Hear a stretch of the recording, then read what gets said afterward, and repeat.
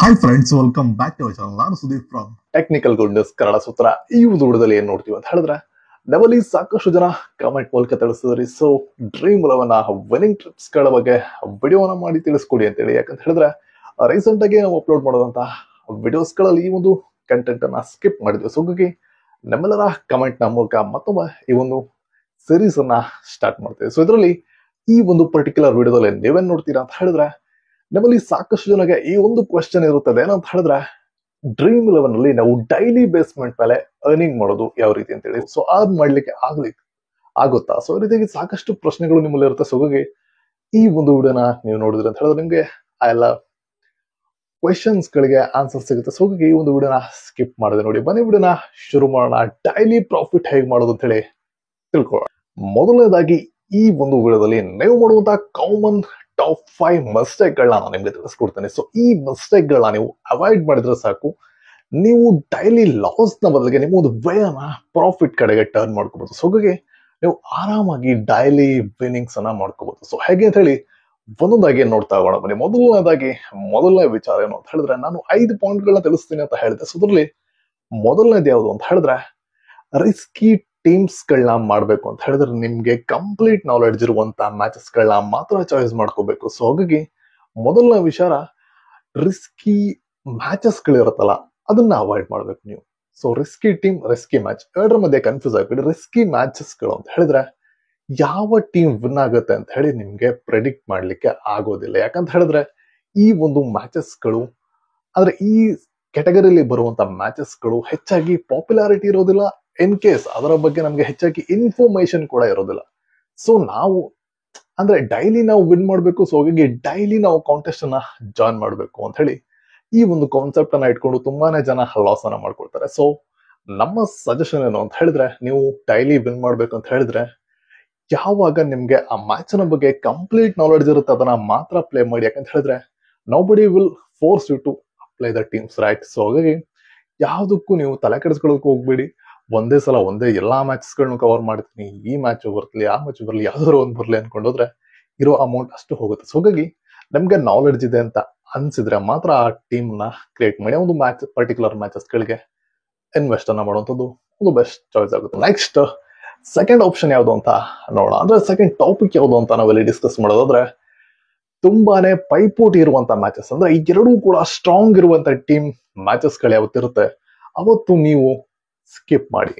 ಇದೇನು ಗುರು, ಎಲ್ಲರೂ ಕಾಂಟೆಸ್ಟ್ ಅನ್ನ ಪ್ಲೇ ಮಾಡ್ತೀರಾ, ಆ ಮ್ಯಾಚಸ್ ಗಳ ಸ್ಕಿಪ್ ಮಾಡಿ ಅಂತ ಹೇಳ್ತೀರಾ ಅಂದ್ಕೊಳ್ತೀರಾ?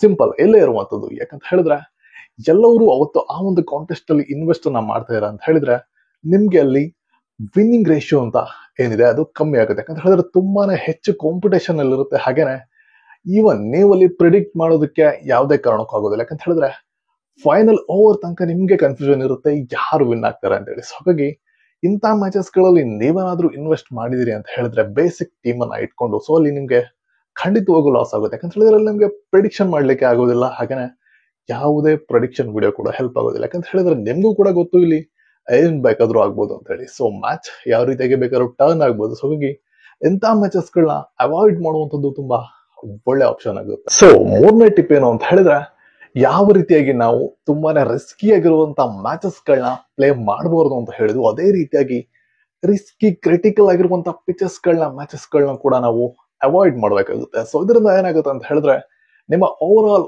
ಒಂದು ಸ್ಟ್ಯಾಟಿಸ್ಟಿಕ್ಸ್ ಏನಿರುತ್ತೆ, ಸೊ ಅದು ಡಿಪೆಂಡ್ ಆಗುವಂತದ್ದು ಪಿಚ್ ರಿಪೋರ್ಟ್ ನ ಮೇಲೆ. ಸೊ ಆ ಒಂದು ಪಿಚ್ ರಿಪೋರ್ಟ್ ಕೂಡ ಪ್ರೆಡಿಕ್ಟ್ ಮಾಡ್ಲಿಕ್ಕೆ ಫೈಲ್ ಆಗ್ತಿದೀವಿ ಅಂತ ಹೇಳಿದ್ರೆ ಅಲ್ಲಿ ನಮ್ಮ ವಿನ್ನಿಂಗ್ ರೇಷಿಯೋ ಏನಿದೆ 100% ಝೀರೋಗೆ ಬಂದು ನಿಂತ್ಕೊಳ್ಳುತ್ತೆ. ಸೊ ಹಾಗಾಗಿ ಯಾವಾಗ ನಮ್ಗೆ ಬೇಸಿಕ್ ಆಗಿರುವಂತ 50% ನಾಲೆಡ್ಜ್ ಪ್ರೊವೈಡ್ ಮಾಡುವಂತ ಪಿಚ್ ರಿಪೋರ್ಟೇ ನಮ್ಗೆ ಕನ್ಫ್ಯೂಷನ್ ಆಗ್ತಿದೆ ಅಂತ ಹೇಳಿದ್ರೆ how can we predict the players? So ಹಾಗಾಗಿ ಈ ಒಂದು ಟಾಪಿಕ್ ಅನ್ನ ಕನ್ಸಿಡರ್ ಮಾಡ್ಕೊಳ್ಳಿ. ಯಾವಾಗ ನಿಮ್ಗೆ ಪಿಚ್ ನ ಮೇಲೆ ಕಾನ್ಫಿಡೆನ್ಸ್ ಇದೆ ಅಂತ ಮ್ಯಾಚಸ್ ಗಳನ್ನ ಪ್ಲೇ ಮಾಡುವಂತದ್ದು ಒಂದು ಒಳ್ಳೆ ಆಪ್ಷನ್ ಆಗುತ್ತೆ. ಓಕೆ, ಫೋರ್ತ್ ಟಿಪ್ ಏನು ಅಂತ ನೋಡೋದಾದ್ರೆ, ನೀವು ಡೈಲಿ ಬೇಸ್ಮೆಂಟ್ ಮೇಲೆ ಅರ್ನ್ ಮಾಡ್ಬೇಕು ಅಂತ ಹೇಳಿದ್ರೆ GL ಅನ್ನುವಂಥದ್ನ ಎತ್ತಿ ಅಟ್ಟಕ್ಕಿಟ್ಬಿಡಿ. ಯಾಕಂತ ಹೇಳಿದ್ರೆ GL ಗೆ ನೀವು ಇನ್ವೆಸ್ಟ್ ಮಾಡ್ತೀರಾ ಅಂತ ಹೇಳಿದ್ರೆ ಡೈಲಿ ಬೇಸ್ಮೆಂಟ್ ಮೇಲೆ ರಿಟರ್ನ್ ಬರ್ಲಿಕ್ಕೆ ಚಾನ್ಸ್ ಇಲ್ಲ. ಸೊ ಹಾಗಾಗಿ ನೀವು SL ಕಡೆ ಗಮನ ಕೊಟ್ರಿ ಅಂತ ಹೇಳಿದ್ರೆ ಡೈಲಿ ಬೇಸ್ಮೆಂಟ್ ಮೇಲೆ ನೀವು ಅರ್ನ್ ಮಾಡ್ಬೇಕಂತ ಹೇಳಿದ್ರೆ one of the best way